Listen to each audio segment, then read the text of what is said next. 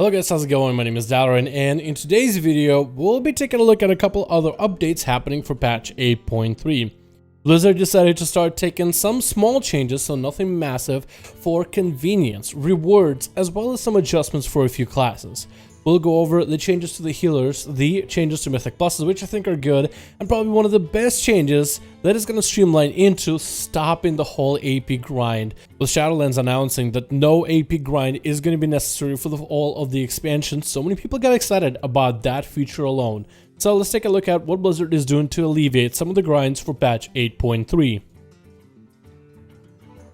The first thing we're going to go over are some of the class changes. Blizzard is playing around with more healer changes, primarily with Mistweaver, Holy Paladin, and Discipline Priest. These are some of the changes that came out to PTR, but they are not finalized, as Blizzard is actually playing around with these changes. The first change is going to be to Mistweaver Monks. They are playing around with Rising Mist. In the last PTR update, Rising Mist was doing 66% more healing.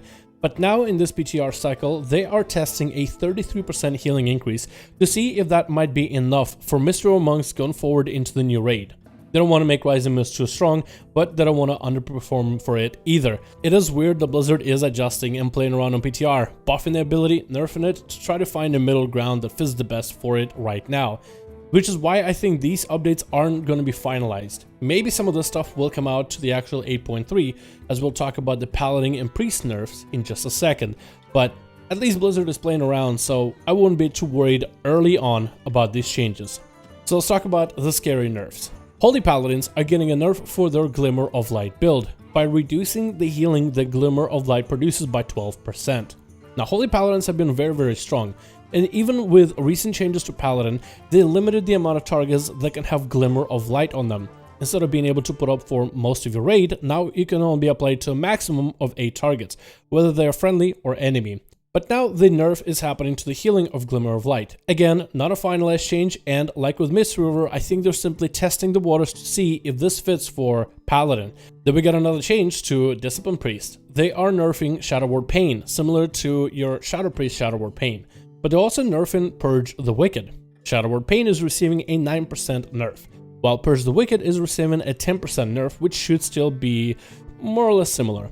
Shadow Ward Pain is buffed whenever it becomes Purge the Wicked as a talent by a little bit. Its duration as well as the damage is slightly increased, so that 1 extra percent of nerf should make up for the changes.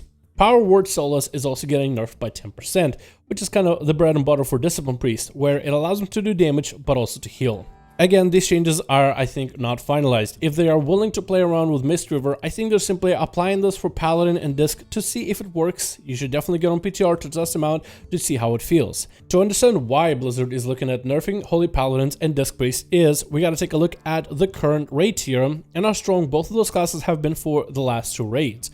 In Eternal Palace in particular, Paladins and Disc Priests bring so much more damage than other classes without sacrificing a lot of the healing. And with how hard some of the bosses were with the DPS checks in order to make certain mechanics, you needed Paladins and Discipline Priests. So having a raid without 1 or even 2 of those classes in your raid made it very difficult for a lot of guilds to progress through Mythic. Never an issue with Heroic, but where Blizzard is trying to balance these things are in the top end of Mythic. This is why Paladins and Disc Priests are getting nerfed with the increases of gear, better trinkets, Mechagon trinkets, as well as corruption on our gear. We are going to have a big power spike for a lot of our classes, especially with all that extra item level. So nerfing Paladin and Priest simply doesn't really nerf them, it really tries to hold them back from being too overpowered. I think Blizzard is trying to allow more classes to be competitive as a healer for the next tier raiding with the Azeroth raid, without making Disc Priest and Paladin the go-to. Even though, if the raids are going to be very damage oriented and very much DPS heavy, Paladin and Priest will still be the best choice, even with these upcoming nerfs. In patch 8.3, Blizzard also wants to give a little bit more of a reward for completing keystones, up to plus 15. If you're someone who is used to getting your plus 10s every week, get ready for doing plus 15s. It seems that maybe this seasonal affix and this seasonal key might be one of the easier ones. This seasonal affix seems a lot of fun, fairly easy. Maybe the mobs are not going to be quite as heavily scaled as before, as Blizzard will allow people to simply do up to a 15 this time, and the gear you get from it is quite nice. The reason Blizzard increased to 15 this season compared to, let's say, Legion is because in this season we no longer have Warforging or Titan Forging in our gear, so we're not going to have random class bonuses for our gear in terms of the item level. So out of a Mythic Plus chest, it doesn't feel all that good to get gear that's going to be way subpar than Mythic gear. It shouldn't be quite as good as Mythic raid gear, but it's way too low as it is base right now. But they wanted to make Mythic Plus is still a competitive way to get gear, so for completing a 15 keystone in the next season of Visions of N'Zoth, we are going to get 465 item level gear at the end of the dungeon as a potential reward, which is 5 item levels higher than your heroic counterpart. But for the Mythic weekly chest, we get 475 gear, which is Mythic raid item level. That means trinkets, bracers, rings, those especially from Mechagon, all could be up to 475 item level, which is quite huge. I think there's better ways to give people incentive for doing Mythic Pluses, and gear of course is the easiest way, but also with this Season 4, you'll be able to earn a mount for doing every key level at 15. So Blizzard can find other rewards besides gear to get people more involved into doing Mythic Plus dungeons. I think that'll be better. Although, with the changes to the Titan Forging, this is a decent band-aid for the current Mythic Plus season and the system we have right now. They are going to be doing big overhauls with Mythic Pluses and the chests and the gear, making it first of all less RNG and giving you a feeling that you earned that piece of loot and work towards a specific piece of loot rather than trying to do a key and hoping for the best RNG that you can get. So they are going to be changing that system altogether with Shadowlands, but for now this is a decent band-aid for anybody trying to get some Mythic Pluses done for Season 4. Personally, I think it's going to be exciting. I think a lot more people are going to want to play because of the possibility of getting the mount, but also this season should be fairly easy because the seasonal affix looks quite good compared to the current seasonal affix we have right now. I'm pretty excited. You guys should be excited. A lot more loot for everybody and more rewards for doing something more challenging in the game. Lastly, we have ourselves the Infinite Heart of Azeroth trait being removed from patch 8.3.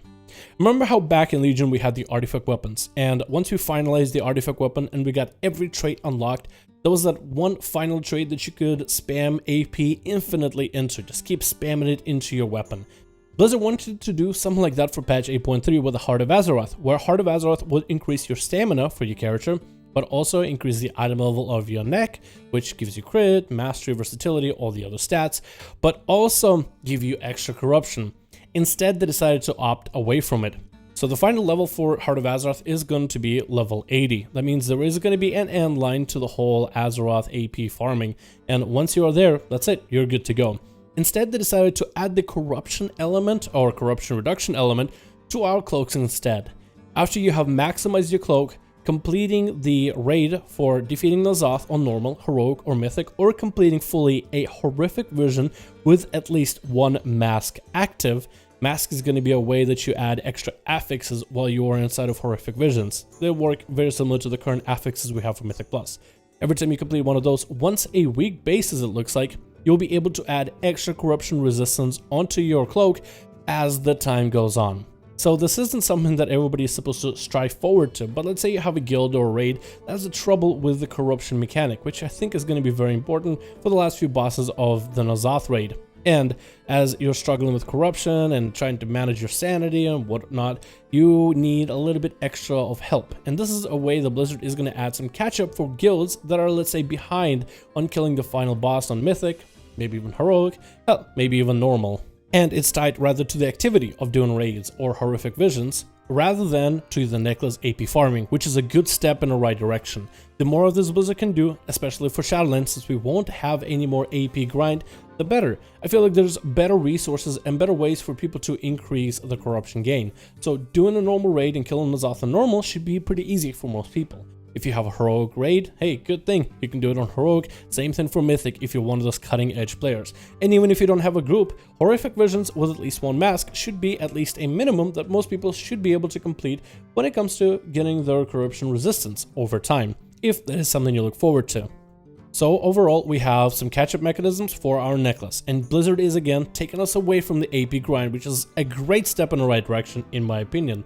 We also have changes to the Mythic Plus stuff for the next season.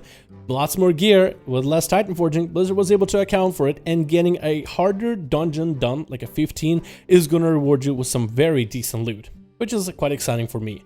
And of course, Blizzard is also messing around with the healer changes. Hopefully they'll do something for Resto Druids and Resto Shamans and Holy Paladins. I would love to see those 3 healers be in the top for once. Anyway guys, thank you so much for watching this video. I do hope you guys enjoyed. Hopefully I covered everything in as much detail as I could, but this is everything that's happening for patch 8.3. Thank you guys so much for watching. I very much hope you guys enjoyed, and I'll see all of you in another video.